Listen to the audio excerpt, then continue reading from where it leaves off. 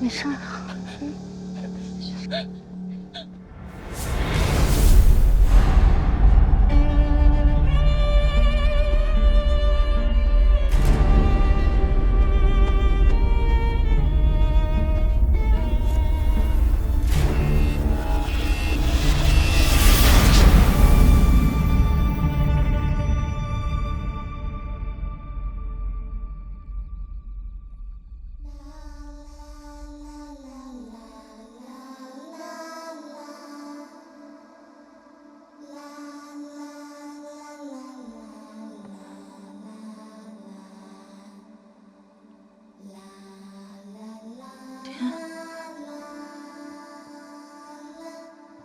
爹，我可算是见到您了，爹。傻孩子，你哭什么呀？刚才是不是做噩梦了？是，我在哪儿啊？你不认得了？这山上都是咱们家的茶园，我常常在这里喝茶。你答应我要陪我下棋，棋子还没摆上你就睡过去了。我睡了很久吗？一炷香的功夫吧。怎么了？梦见什么了？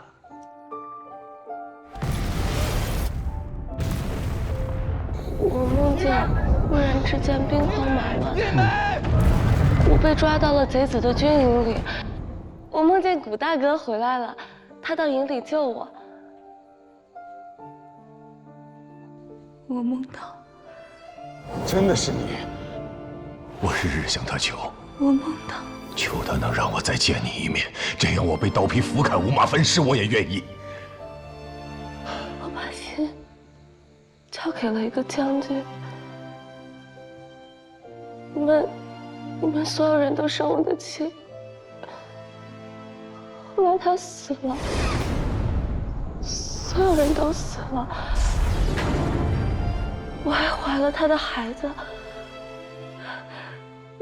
爹，这一切都是梦，对吗？我从来没有做过这么久的梦，吓死我了！我好像重新活过来了一样。爹，我以后不会再惹您生气了。好孩子。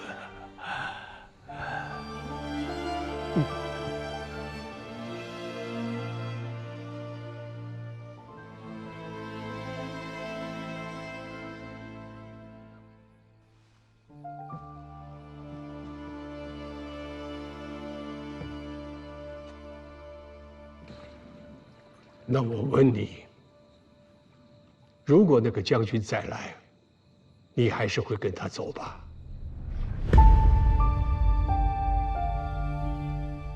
虽说是做梦，动的也是真心。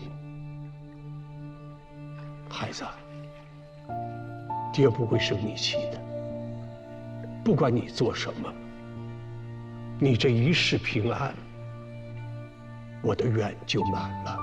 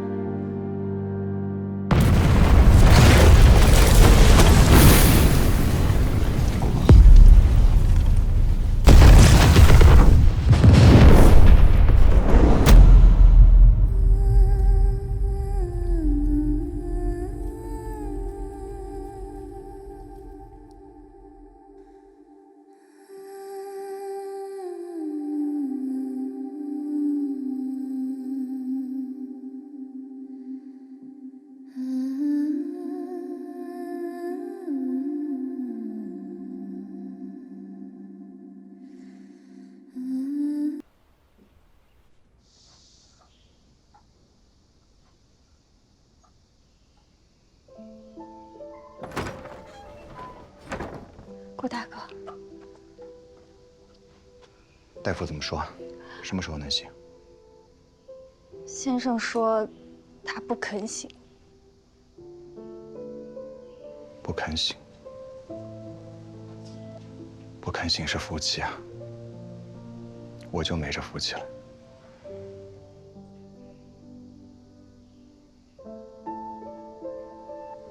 以后你照顾他，多跟他说说话。我说什么？你告诉他，他还怀着李成的骨血，以后还要把孩子抚养长大，他没资格死。我就这么说。不然呢？我都死了好多回了，我照样也爬回来了。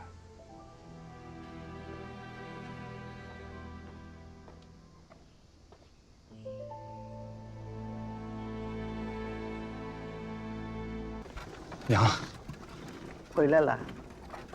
刚才我就听你急火火的。老二跟我说出事了，吓我一跳。白小姐去哪儿了？哪个白小姐？娘啊，一梅。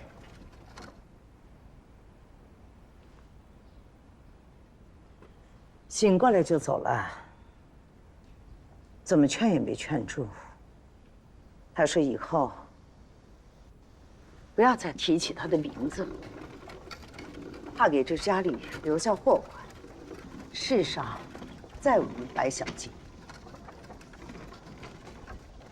他就这么一个人走了，这怎么得了啊？这是他自己的意思，我们也不能强迫他留下来，就让他走吧。我想把他留下来，不是我对他还有什么妄想，而是我答应过白先生，我以后都要护他周全。他就这么走了，这人海茫茫，我去哪儿寻他？他走，就是不想再见到你。你让他在家，自然不肯。让他坐在这儿吃白饭，等着自己的年华老去，那他不是更不肯了吗？走就走了吧，你也要学会放手。天底下没有不散的宴席。去看看白先生吧。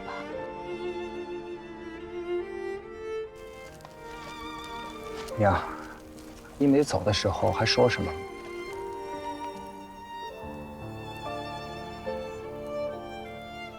他说他不会寄人篱下，他会过自己的生活。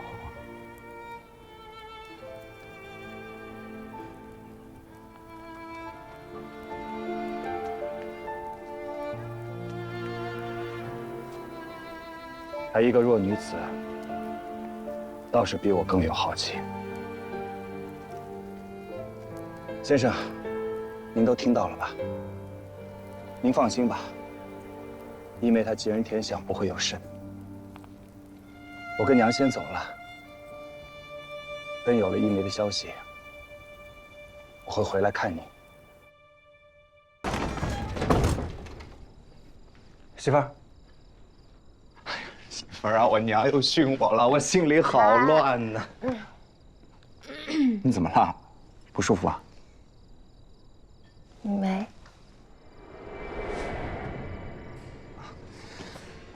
那，这次无论如何呢，你一定要帮我拿个主意。你就说吧，我这个官儿是当还是不当？你也不是什么官迷，当不当的，心里不清楚吗？就是不清楚，我才问你的嘛。让我抱抱。哎，你别过来。哎呀，抱一下。哎呦，媳妇儿啊，我好累啊。你看，体检过你了。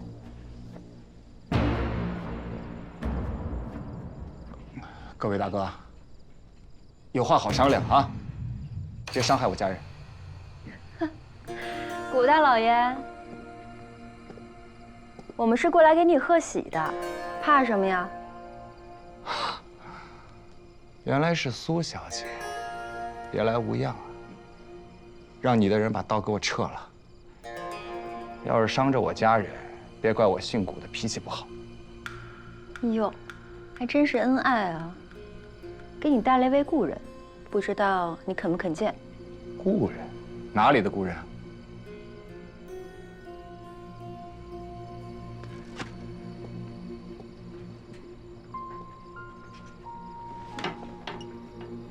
一梅。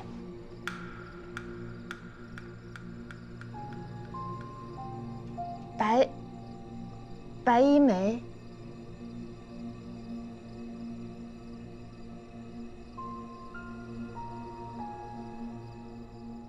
顾大哥，常家妹子得罪了，我给你们赔礼。一梅啊，你这是做什么？我求你救救我几千个兄弟，他们都是我先父的兄弟。如果你能施以援手，我愿生生世世结草衔环以报。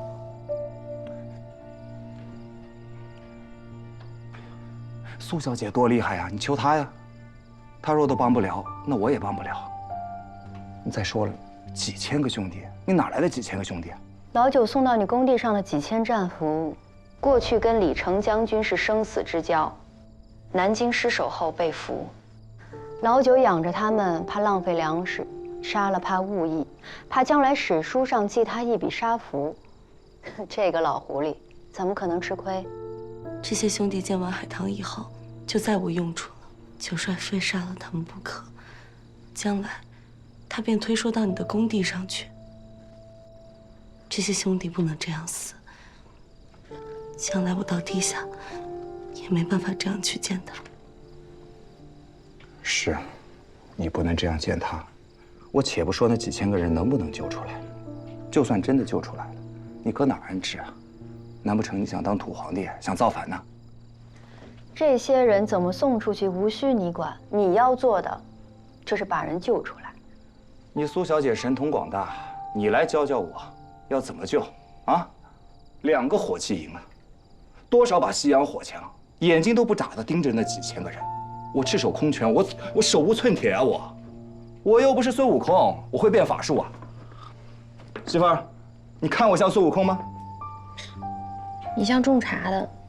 常家妹子，我不能坐看这些兄弟就这么活活被折磨死，我实在于心不忍。我也请你帮我。哎，你起来。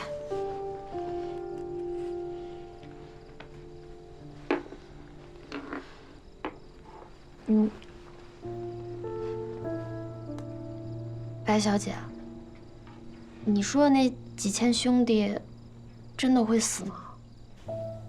真的会死，他们都是李成的旧部，他们当兵之前，也都是些农民，都是些商贩。那这不就是普通的百姓吗？对呀。那我……好了，别聊了啊。一梅啊，这个忙咱们实在是帮不了，见谅，帮不了啊。我们话还没说完呢。我租了个船，想把他们接走，送还家乡。你苏小姐有这么好心，你把这些人送还家乡，怕不是到了别的地方又集合在一起起义造反吧？到时候朝廷追究下来，我被人刨了祖坟都不知道了。咱变戏法的不能蛮敲锣的，只要你能让这些人上船，我妥善安排一切。愿意耕田的耕田，愿意做生意的给本金。这场战争死的人已经够多的了。要在2个火器营的面前啊，救出几千个人，还不被他老九逮住任何把柄，简直不可能嘛！这些战俘知道自己要被杀吗？自然知道。苏小姐花钱救人是一举，你应该比我清楚。现在，战俘知道自己要被杀，中途闹僵起来，咱也是掉脑的罪过。我看，你非去不可。常家妹子，说的在理。还是古夫人见得明白啊。你快站起来，别跪着了。谢谢。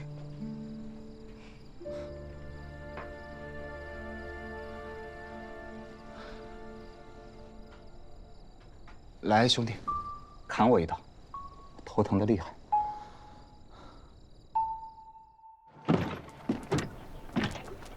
兄弟们，请起！这帮老贼活干的还利索吧？一开始也偷懒少滑，捡了几个人狠狠地打了个半死，现在老实多了。去看看。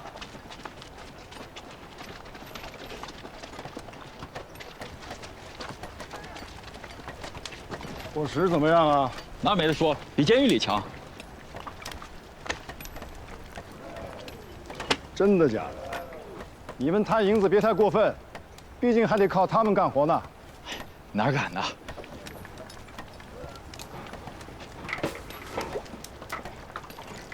这什么？大人，这是菜粥。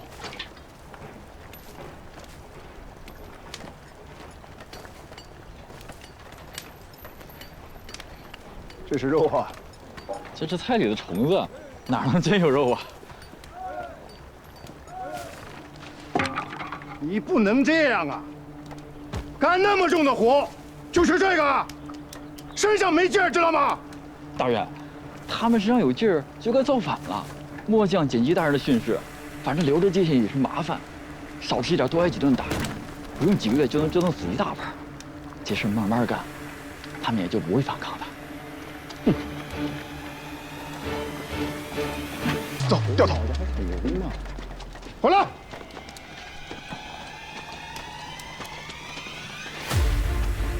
放！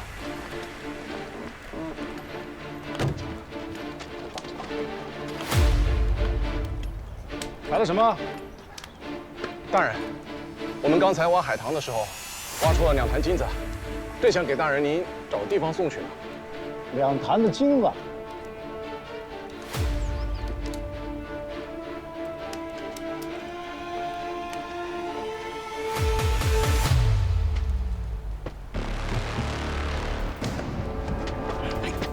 干嘛呢？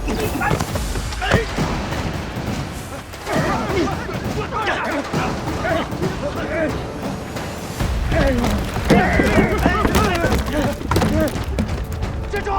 别跑！哎呀！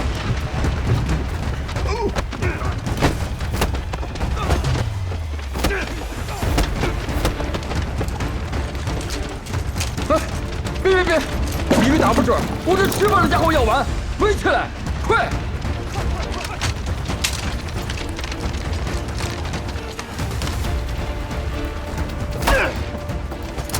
会干玩意儿！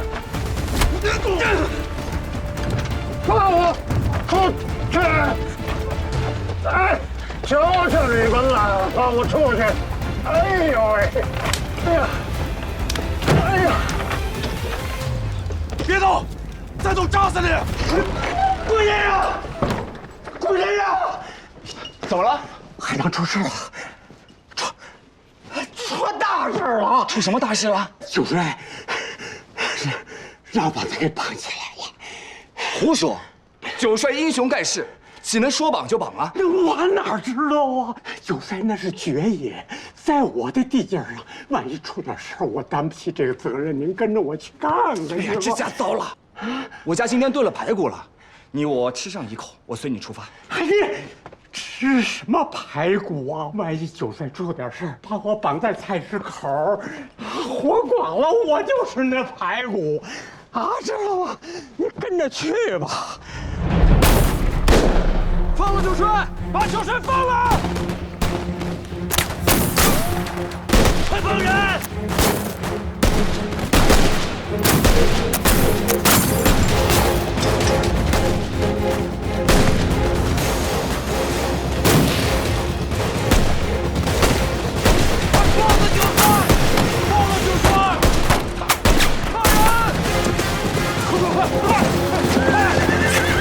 顾先生，来，一口！快！顾先生，不能再往前走了，小心流弹。怎么回事？怎么会出这样的事啊？他们欺骗九帅说挖出金子了，九帅没防备，被他们弄进大桶里，才跑了。弄到大桶里？什么桶啊？我问你什么桶？饭桶！饭桶！黑子！哎，这儿了，才离开一天，怎么就出这么大事？从哪儿弄的？九帅给的。九帅说：“黑子，你可真是个好样的啊！不是留在这儿跟我当个把爽千总吗？一刀一枪的正公平吗？我这还没来得及感谢他老人家，谁跟你开玩笑？说真事儿。他们想要什么？他们要逃呗，要逃。他们整天关在地底下，没个人样，反正早晚是个死。然后他们说，只要九帅得放了他们才肯罢手。哎呀，他不可能！这一个营的人要是都逃了，那咱们全家都得死啊！放我们出去！放我们出去！我们就放了他！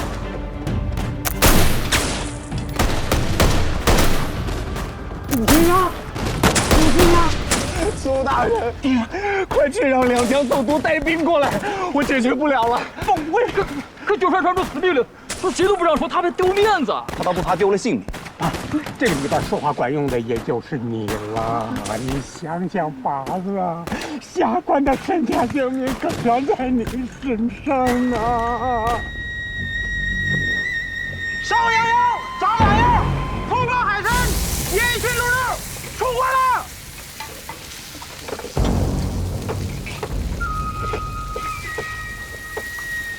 我是送菜的，站住！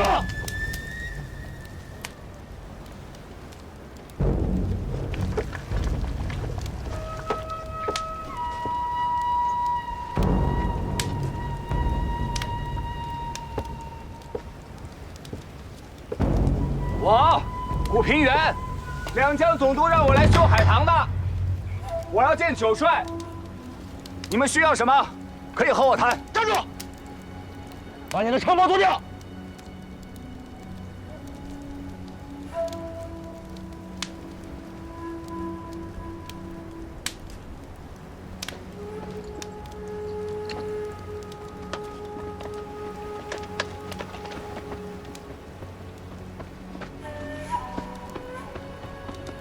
进。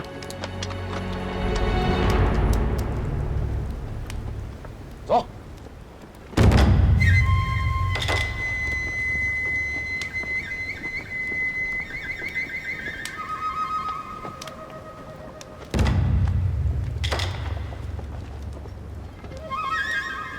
哪一个？你是首领啊？我古平原修海棠的，我要见九帅。我是来想想办法，看有什么可以帮到大家。老九杀了我们那么多人，我们今天把他剐了下酒，用你帮什么忙？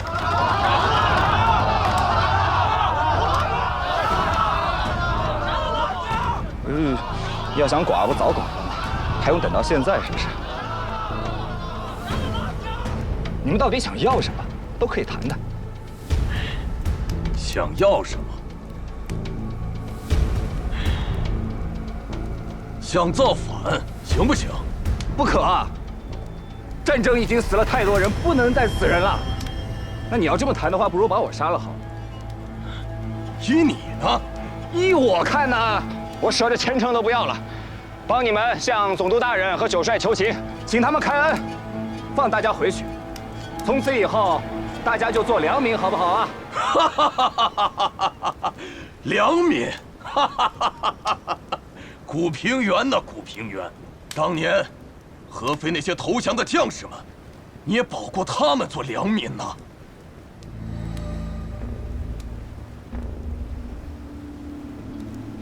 你认识我？兄弟们，知道这个人是谁吗？他就是逼死了咱们李成将军的古平原。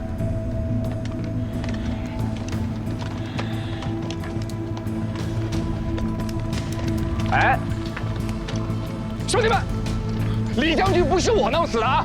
你来真的！我要见九帅。打死了别打死了！待会儿老九真要见他怎么办？快走！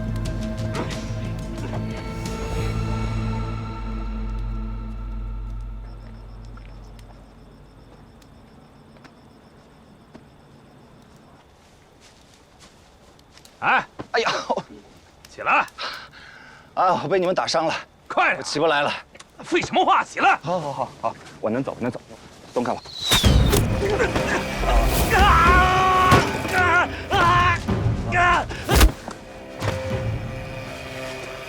玉儿，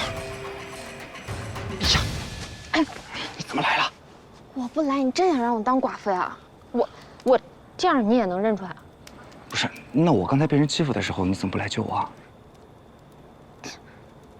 那么多人呢，我又不像你一样蠢，你以为自己是铁打的呀？来了，架着我，走，咱们出去。哎呀，你别跟我捣乱了，我还没去找九帅谈呢。抠腰举动兵不识好人心，是不是啊？没我你几个脑袋够用啊？怎么还没过去啊？老九都推了。啊，知道了，马上来了。我一箭射死他，咱们逃出去。哎呀，别捣乱了，把武器松开，咱们大大方方的出去。我让你看看你男人是怎么打遍活人的。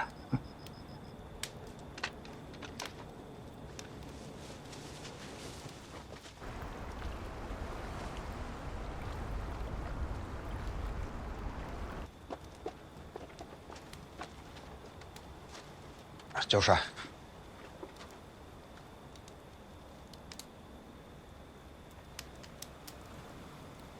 五兄弟，你仗义。刚才听说有人闯进来，就知道是你。除了你，没有人这么有义气了。您也是打了一辈子胜仗了，怎么被人弄到饭桶里去了？我还被人莫名其妙的打一顿，这谁安排的都是？谁在笑啊？九帅，哎，这是我夫人，她怕我有危险，所以过来保护我。我们犯了朝廷的侵犯，全家人得掉脑袋，你还孤注一掷，哪有这么多理儿可说？你们当官的哪个不是欺上不瞒下呀？这犯了侵犯，该怎么编故事，那就全凭你们一张嘴了，对吧？别把我牵扯进来就行。哼，那出了事儿是你的事儿，怎么就我的事儿了呢？你和他们是一伙的呀。哎，九帅，借一步说话。来，媳妇儿，来开开眼，开开眼，开开眼。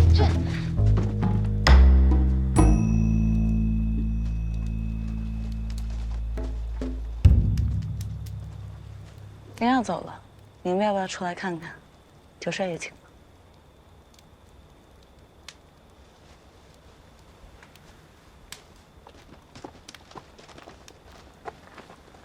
走。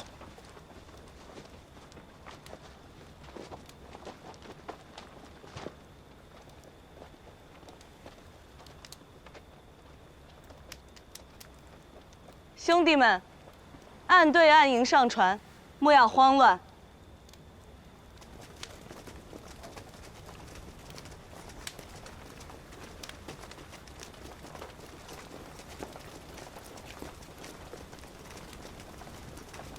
谷大哥，这是我孩子。来，多谢谷大哥成全。自此一别，天涯万里，再难相见。照顾好自己。月儿姑娘，照顾好自己。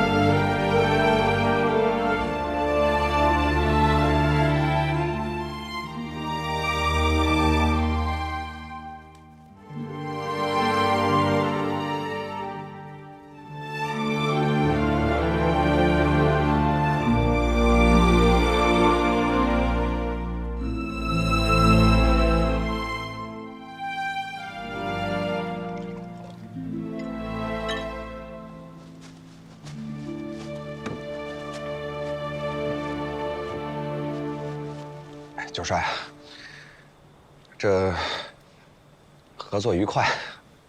之前苏小姐还说，想从您的手中买战符，她怕您胆子小，不敢接。我听了都笑出声了。那您和胆子小就不沾边，对吧？但是这出苦肉计您演的是真好。你比我演得好，应该的。我问你，我办这件事儿收了他们金子，他们给了你什么？你要说实话。其实我想的就是能救一个是一个。战争结束了，我不想看到再死人了，就这样。这箱金子遣散我5万老兵，如果没饭吃，他们也得成反贼。咱俩都买了个太平。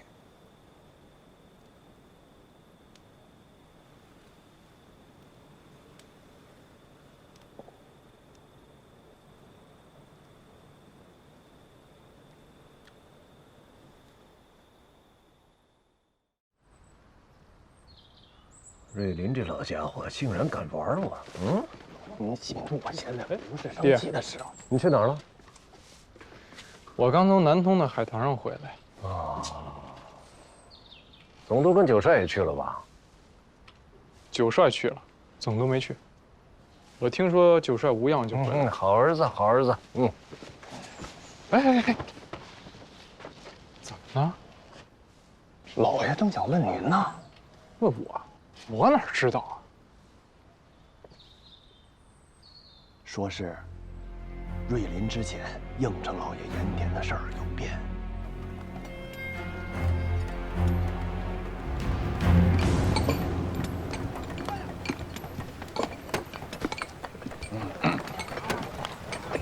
哎，老九，你怎么还不回去啊？带着兵出来贪玩，你那营地正在闹疟疾，我已经派医生去了，你回去赶紧查看一下啊，把没闹疟疾的兵还有犯人再迁一个营地。这，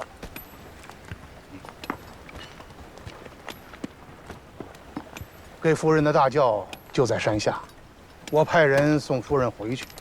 此地风急浪高，千金之体不入危地，待尊夫为你正一副诰命，我再前去祝贺。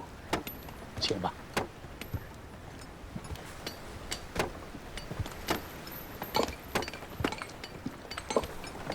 这海棠修得好。是啊，海棠修好之后，还要借重，陪我走走吧。这疟疾来得真是厉害呀！啊，不过死的都是些反贼，一夜就死了好几千人，真是太吓人了。好在没有一个圣朝的官兵染上，这真是老天有眼，皇上、皇太后洪福齐天啊！您说的对，他们都洪福齐天。万岁，万万岁！那些染上病的人可得小心了，自己身上带着病到处乱跑，要是让官家知道了，定斩不饶。您放心吧，他们都各回本乡，该耕田的耕田，该经商的经商。战争已经结束了，不能再死人了。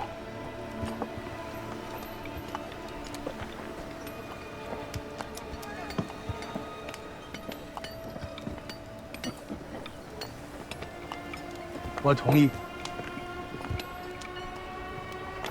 你说，我要是把两淮盐场交给你怎么样？啊，这可是江南第一大利呀！你有这个野心吗？两淮盐场是江南的第一大生计，几百万人在这盐上吃饭，哪能真的交给他们负责任呀？怕不要撑死他们。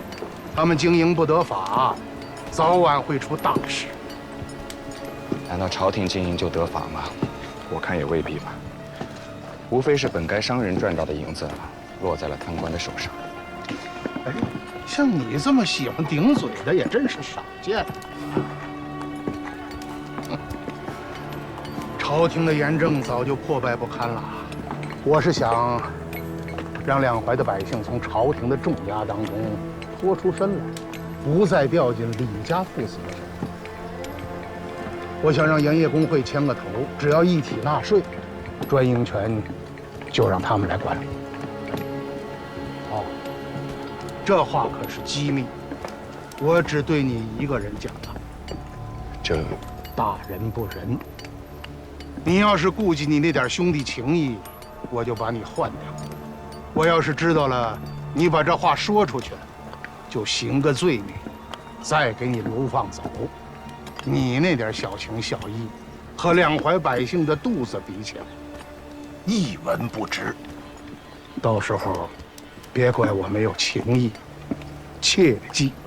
您看这信上写的什么？信上说总督大人要重建两淮的盐场，但是从朝廷专办变成由盐场商会固定的向朝廷交纳租金和税金，盐场商会又由两江总督府把持，两江总督府再推出个代表古平原，这样就把咱们家的盐田巧妙地从私办变为了官办，只不过是以半官半商的形式。对呀，对呀。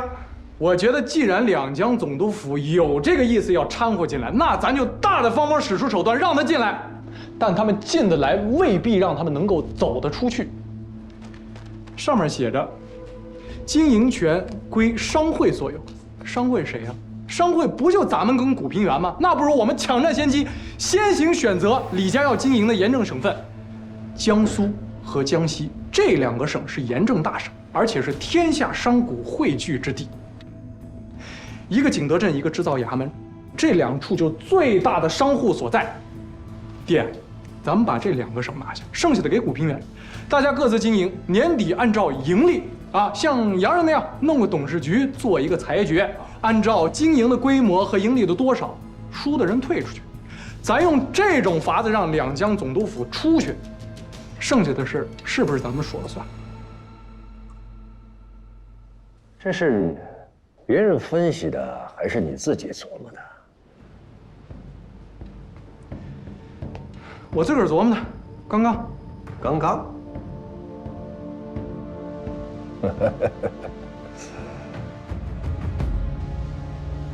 有把握吗？我不想再输了，我想赢一把。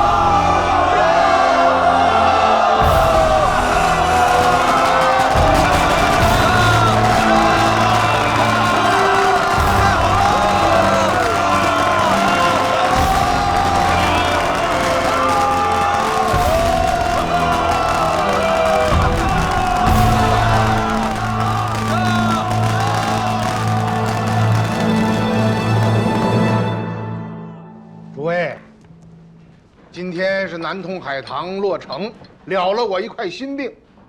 李公子、古先生，我替两江百姓敬你们二位。不敢，不敢。来，坐。京城李家有幸为两江百姓做点实事，深感荣幸啊！海棠修得好啊，一时冲顶，不出意外的话，200、300年是不会倒的。南通百姓再也不用逃出去了，两淮的盐业也不怕被冲垮了。这些都是大人的功劳。哎，我干杯为敬。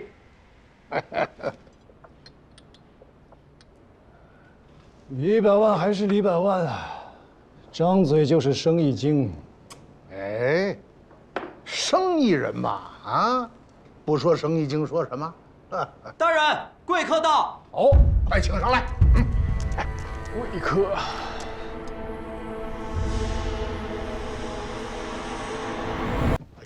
给老夫人见礼。哟，好名叩见大人。哎呀，使不得，使不得！快请起，快请起。老爷，您没事吧？顾先生是朝廷亲赐的安抚使，眼下又在准备恢复他读书人的名籍。这一次，顾先生立了大功，老太太一定会得一副诰命。谏官不必参拜，请吧。谢大人。我在家里待得好好的，他们根本就不讲道理，说把我拽来就拽来了。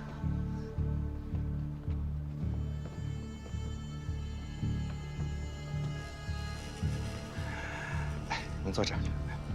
老夫人，今天是南通海棠落成的好日子，您也随喜一杯吧。我腿脚不好，没去海棠上看过啊。但是这孩子几个月来近在咫尺，未曾回家，也算是实心办事啊。但这不是他的功劳。我刚才看见河宫上的小伙们流血流汗，才有了这番功劳。希望大人能好好的赏赐他们。老夫人一番话，真是菩萨心肠啊！我受教了，这杯酒不必喝干，沾唇即可。啊，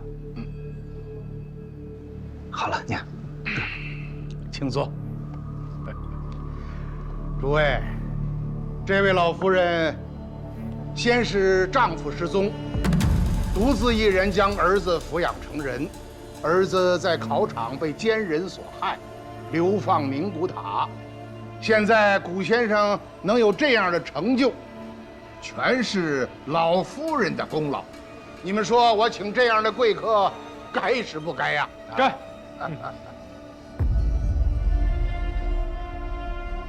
哎，李百万，我请的贵客，你怎么能不敬一杯呢？快着，敬一杯！来。好，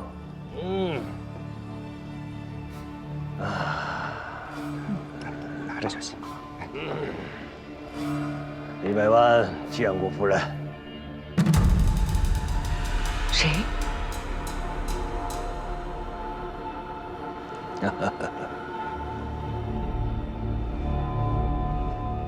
你叫什么名字啊？娘啊，他是京城首富李百万。你闭嘴！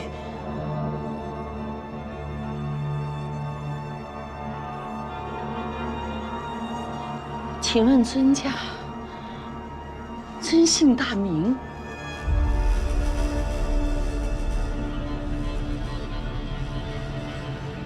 在下李百万，见过夫人。哎呦，娘！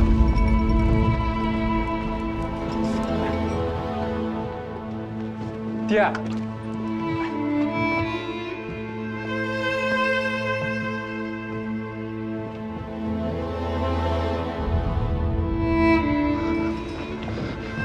娘啊，你怎么了？老太太几十年没有喝酒了，我竟把自己喝晕了。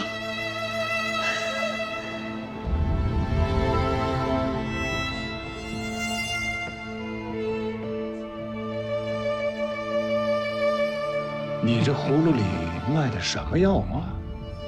你可不知道，这味药啊是专门用来治李百万的。老夫人呐，休息一下啊。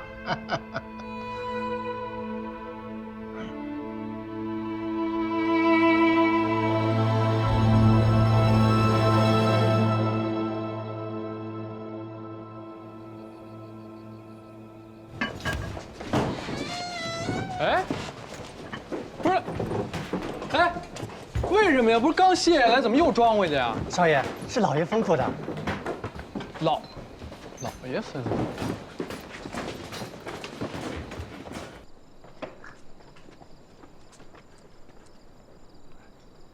姨娘正在这儿针灸呢，别进去。我娘她怎么样了？我还想问你呢，你倒是告诉我们你娘怎么了？我不知道啊，我还要问你们呢。你娘一回来呀，不知道怎么了，一直昏睡不醒。哎呦，先生，哎，先生，来，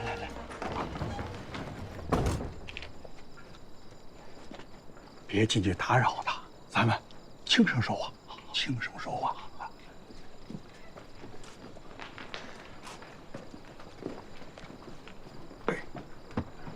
先生，我娘她怎么样了？这病啊，它古怪得很。从脉象上看啊，心智受损，五脉俱伤啊。只有大喜大悲陡然而发，才知如此啊。这奇怪了，我开个方子，把他心脉护住。哎，先生，只能护住，治不好的吗？这心病还要心药医。哎，顾先生，倒劳烦你给我说说，到底发生什么事啊？啊，到底怎么了？怎么回事啊？你详细的说一说。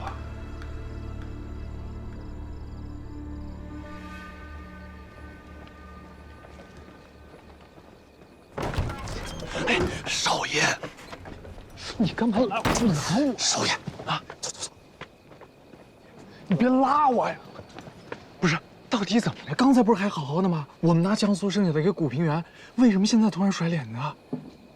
我哪知道啊？你不知道。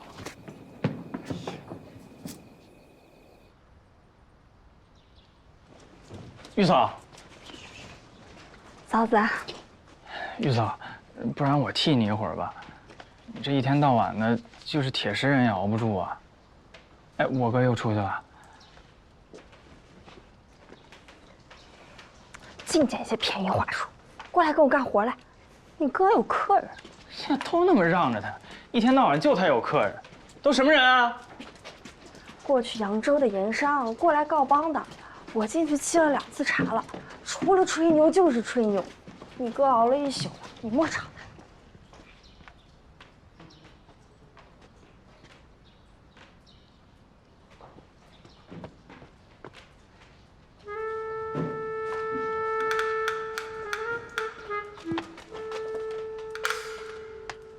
干嘛呢？我古老二就天生是干活的命。老二，有点人样。顾先生，我家世代做盐，在下不才，战乱之际啊，江南都成了屠宰场了，只能匆匆的把祖传的盐池给卖了。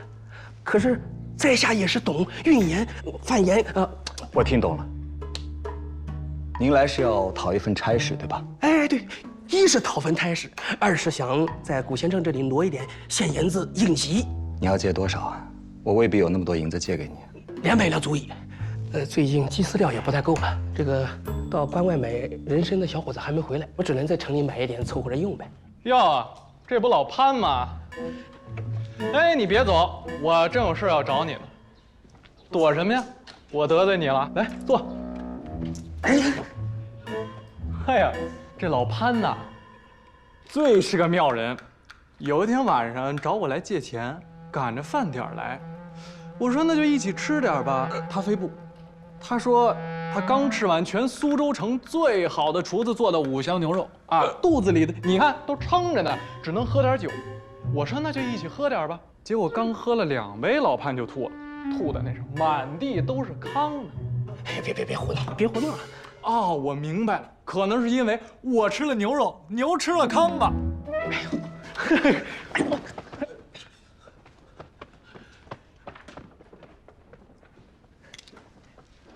哎呀，你话说的太狠了，都伤人。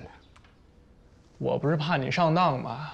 那老潘染上大烟了，全身上下就他刚才那身衣服最值钱，老婆孩子都给卖了，天天饿着肚子转着圈的借钱。你可不要理这种人。行嘞，多谢提醒。你们家老太太怎么样？还没醒呢，都愁坏我了。你那边怎么样？请了全京城最好的大夫，说是让痰给迷了心，我就服了。老爷子精明了一辈子，怎么能让痰给迷了心呢？你跟我说说到底怎么回事？我跟你说怎么回事，我还想问你呢。哎，我的好哥哥，我看呀，你们家老太太比我们家老爷子呢稍微好点，要不你等她醒了，帮我问问到底怎么回事。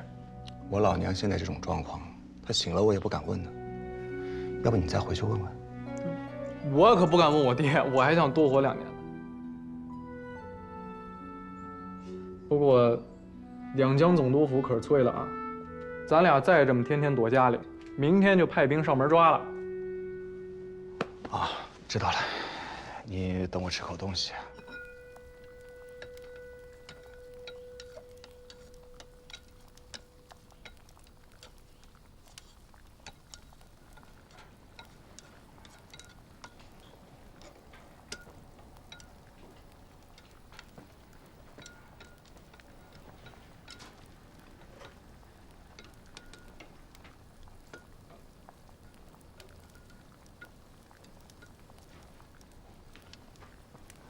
我要去总督府衙门做事了，这里就交给你了。有我呢，放心吧。这破差事也推不开。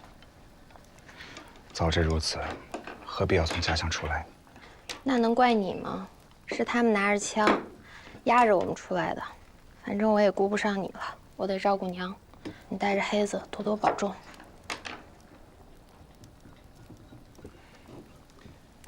你也让老二和廖姑娘时不时过来替替你，别太累着了。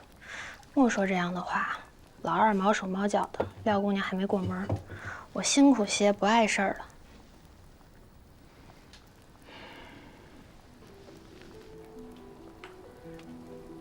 来，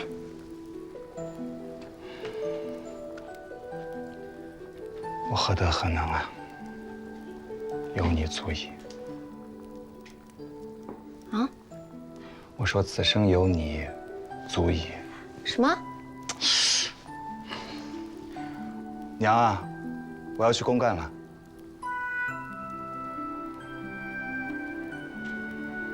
走了。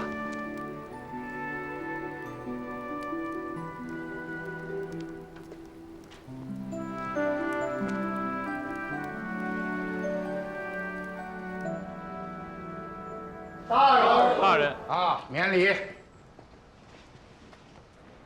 哟，二位可算是来了，两江总督府蓬荜生辉呀。大人，家中老人病重，做子女的心如刀绞，还望大人恕罪。你们二位不来，江陵城一喜一忧啊。吴平原，我还要赏你啊！不敢，大人，不敢。秦淮河旧业尽复，果然是游人如织，客商往来甚多。金陵印书社重新刊印的《四库全书》行销天下，世子如过江之鲫。我看用不了1年，城里就会尽复旧观。这个功劳得记在你的头上，这也算是文武之道一张一弛嘛。事急从权，那都是上不了台面的法子。哎，古人说治大国如烹小鲜，这怎么能说是上不了台面的法子呢？食色性也，从这上面下手，这可是大道。正是。我们二人今日进江宁的时候，已经比去南通的时候繁华了很多。这都是大人的韬略。哎呀，行了，你也莫拍马屁。两淮盐场工会贴出单子已经快半个月了。你们2个人又不来，两淮的旧盐商住在客栈里头，每天是想着法子在这总督衙门这儿击鼓打官司，我是不胜其烦呐。哎，咱们先把话说清楚了，给你们10天时间捋出条道来啊！官督商办，这个督字我攥在手里头了。10天之内要是办不下来，2个人都带着家给我站在门口去啊！行了，赶紧走吧。可不敢耽误了你们2位巨商的时间呐！走吧。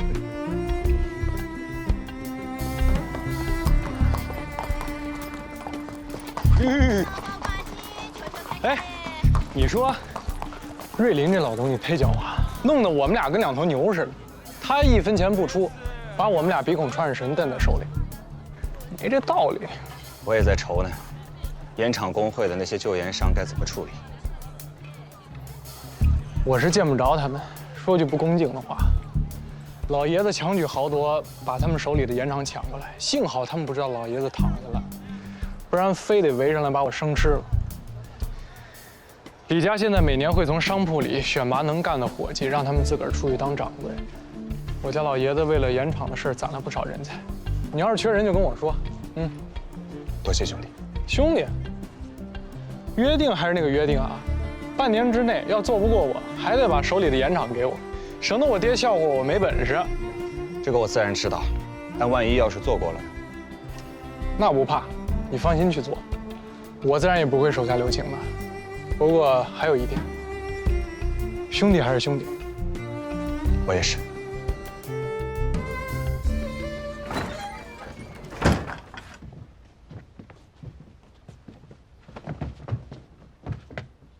咋？让你跟着我，你贴我那么近干什么？因为我愿意啊。刚帮你修了海棠，这来给你做镖师。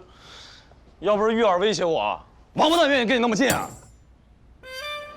哎，你快跟我说说，玉儿怎么讲的？他说：“有人我来挡，有刀我来扛，惹出天大的祸来他偿命。你头发丝要掉了，让我抵命。我跟你说，你要敢掉1根头发，我这就给你插回去。”好嘛，我是请个张飞回来。我说黑子兄啊，你要没什么事儿的话，回南通吧。什么意思啊？啊？是不是看不起我？大家都是读书人啊，你别动不动就把脑子掏出来吓唬我啊！好，你不想回就不回了啊！不给我惹麻烦，我也不给你惹麻烦。咱们俩呢相安无事，我把你毫发无损的送回家，也就交差了。我信你，咱们黑子兄可是一诺千金的好汉。总在这里拍马屁，我还不知道我是一诺千金的好汉。好汉，眼下帮我个忙，帮我跑个腿儿。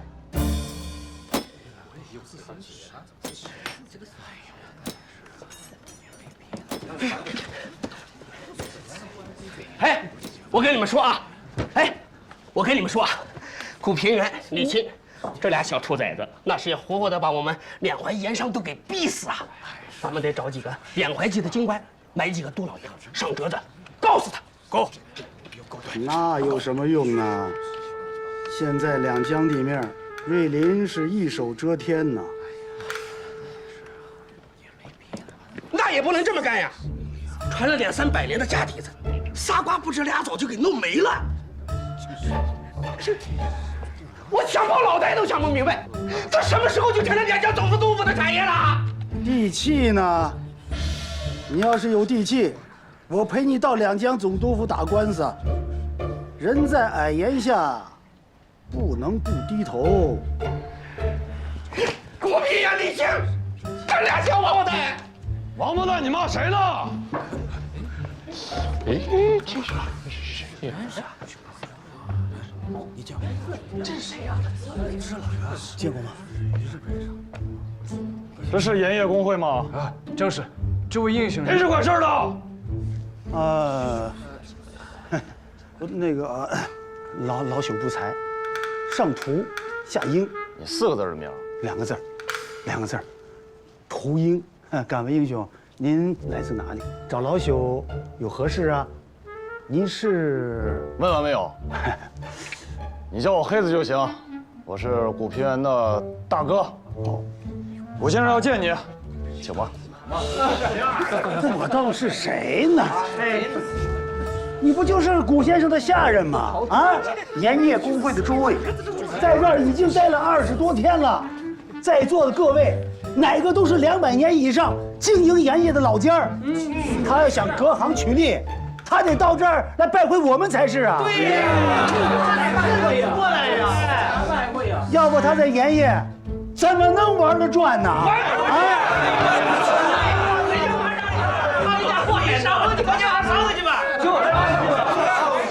回去玩呢，别走着，上去吧，回去快上去吧！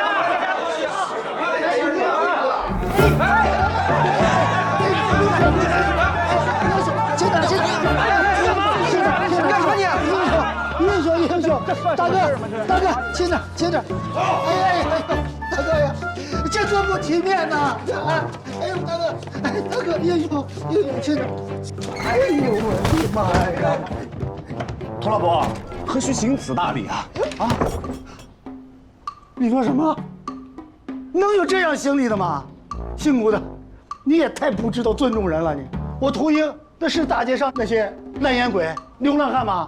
我除了经营盐业，我还经营了10几家绸缎庄呢。我替盐商出头，总督大人见了我都客客气气的。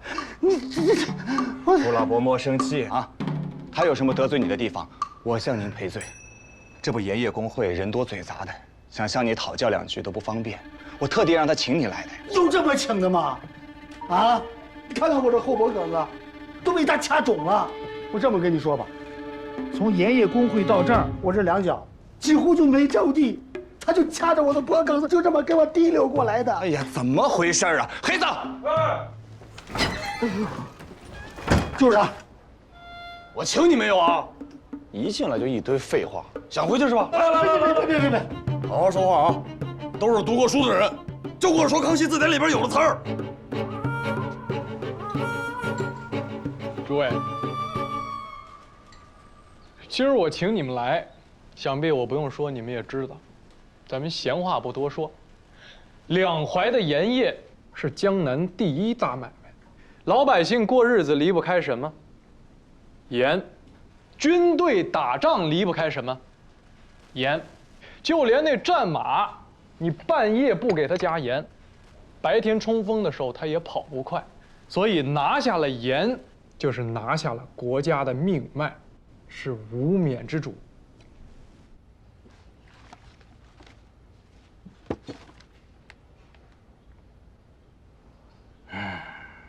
10年鏖战，损耗巨大。两淮的盐场也早就废弃了。我始终想不明白啊，长久以来，江南人吃的盐都是从哪儿做的呀？此话不可多说呀。涂老伯今日不说，害的可是以后的你们。你也是知道的，我不是做盐业生意，两江总督府让我代管盐田。总督大人的意思是，想要保持两淮盐业的活力，就不能全部交到李万堂的手中，因此才有了这个半年之约。今日涂老伯要是什么都不说，那我只能回去两手一摊，把差事一交，就说我无能为力。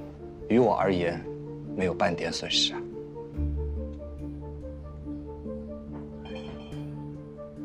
两淮盐业这么大的买卖，顾东家，你说丢就丢了，谁信呢？你信也好，不信也好，家中高堂老母还昏迷不醒呢。说实话，我心如刀绞，我我根本就没有闲工夫参与你们这些勾心斗角的事儿。这样，你回去以后，跟盐业工会的人说一声，到两江总督府告我一状，直接给我撤了。我啊，感激不尽。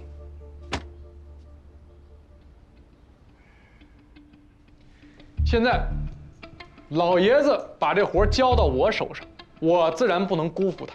现在江苏、江西两省的盐政在我的手上，剩下的在两江总督府的代表古平原那儿。盐业工会那些老家伙，那对我是吵吵嚷嚷啊，等着我去求他们。但他们不知道，老爷子已经把你们给训出来了。我对你们的要求不高，不许给我掉链子，扎扎实实的做过古平原。不过你们要是没那个本事，也趁早说话。你要真把我们丢给李万堂，连他吃零食的都不够。可你们不帮我，我赢不了啊！我要是打不赢，那李万堂就会操纵盐业工会的人把我给换了，换上他自己的人。到那个时候，我拍拍屁股会安徽种茶了，你们可真的就惨了。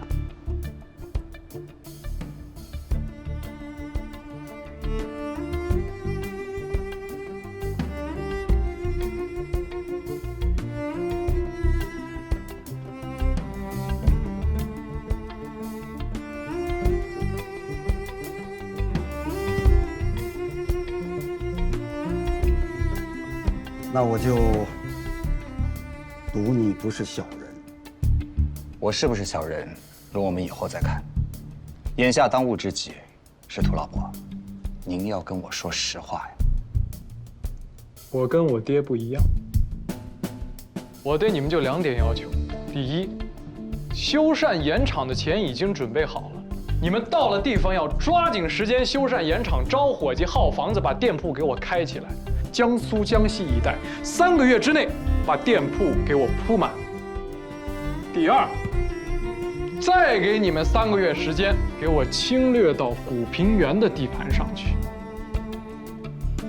我不怕你们花我的钱，我怕你们没本事，有钱都花不出去。听明白了吗？谨遵说动下之命。盐场其实没有被毁。义军在的时候，我们也做生意，朝廷的做不了，我们就做义军的。况且人家给的铜钱1分也不少，只是这事儿让朝廷知道了。朝廷说我们从了反贼，这个罪名谁都受不了。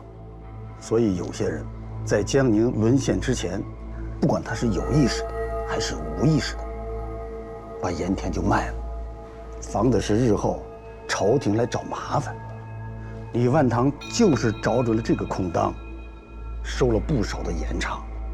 当然了，这里边也有那没出息的，像那姓潘的，抽大烟败了家底儿，私底下偷偷摸摸的把盐田卖给了李万堂，这事也是有的。我们在走的时候，把土墙都推到了盐田里，对外就说是丢弃了，你在外面看不出来。我说呢，这些都是我们做生意的损招，你不知道也不为怪。商铺、伙计们都在，只是地契没了。原来如此。陶老伯，这段日子我也时常翻翻册子，现在有些想法，还需要跟您请教啊。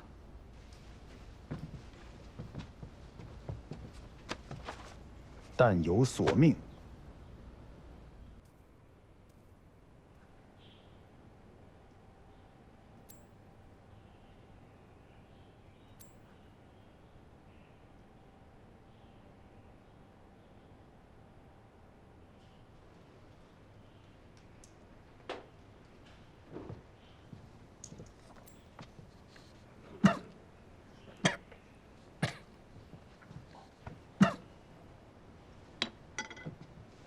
手太重。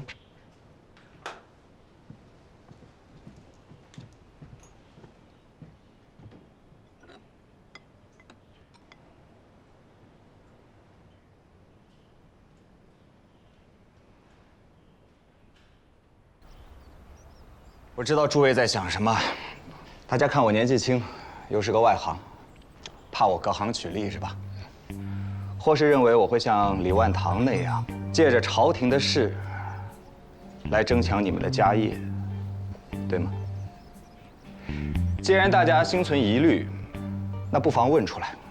要是能解决，我就帮大家解决；我要是解决不了，大不了我把手中这1半盐田拱手相赠。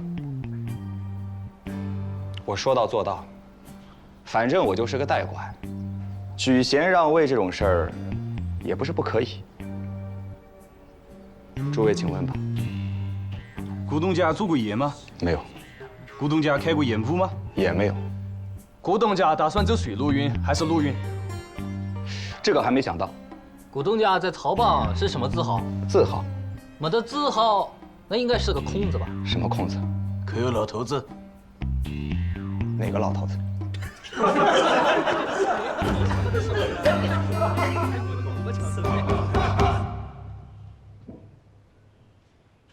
进来说。老爷病着呢，我一会儿说。你现在说了，我爹也未必能听得到。就算他听到了，现在我是少东家，让你说你就说。哎，是。还是盐场的事儿。古平原那小子叫古掌柜的，你还没那个辈分。少爷，越是跟我们竞争的敌人，我们越要尊重。古平原以一个囚犯的身份做到跟我们平分秋色，不值得你尊重吗？是。古东家那边把两淮盐场的旧掌柜和伙计们都召集到一起了。那伙人他都敢要，个个都是成了精的老狐狸。他管得过来吗？哎呀，瞧瞧你们这些啊，就是那芝麻绿豆大点出息。我说了，古东家什么都没做过，什么都没做过，怎么了？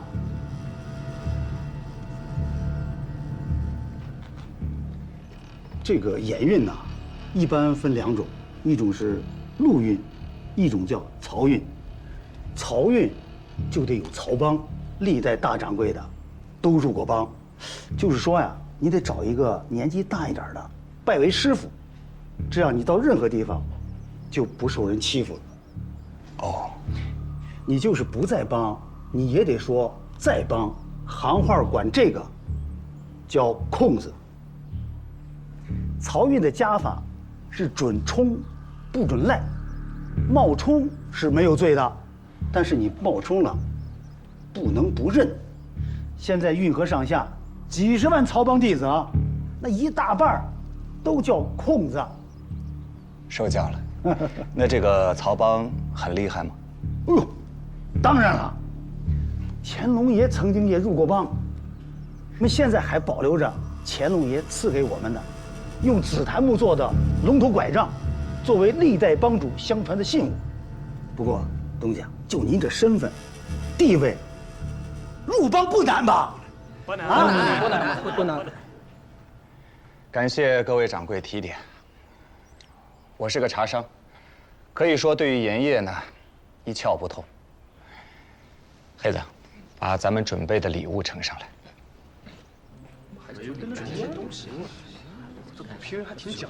这是我自家种的，叫蓝雪茶。太后赐了一个天下第一茶的美誉。初次见面，表表心意，诸位拿回去都尝尝。古董家，大家都晓得你是一片好心，可是好心在生意场上没有用啊。是啊，这盐铺里的学徒最少也要3年出师。是啊，我们几句话也不能把你教成内行人啊。古董家，明之前都不工资100万的。诸位，我可能这辈子都成不了内行，但是这不重要，重要的是，你们诸位都是内行。总督大人亲口跟我说了，他要两淮盐业的钱，最终还要留在两淮。因此，我现在和李万堂的这场仗不是我在打，那是你们在打。你们要替我打赢，要为自己而赢。从今日起，我立下规矩，所有盐店的纯利，咱们倒3期看。我拿3，各位拿7，如何？吴先生，您这不是在开玩笑吧？东家拿3成，伙计拿7成，这不乾坤倒转了吗？我做生意绝不开半句玩笑，只要我在这个位子上一天，这个规矩绝不改变。好，吴先生，我们跟你一起打赢这场仗。为皮先生打赢这场仗。我最后说一遍啊，不是我赢，是你们要赢。